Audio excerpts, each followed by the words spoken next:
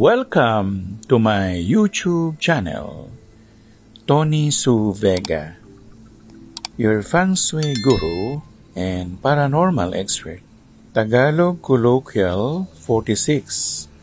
Word of the day, likaw ng bituka. Kapag sinabing likaw ng bituka, yun mismo yung insides nito o sa kabuuan ng bituka.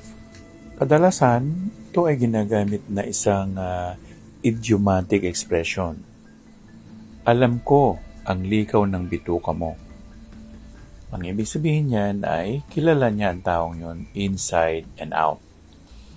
At kung minsan, sinasabi naman nila na kung alam niya ang likaw ng bituka ng isang tao, nangangahulugan yun na malapit siya dito.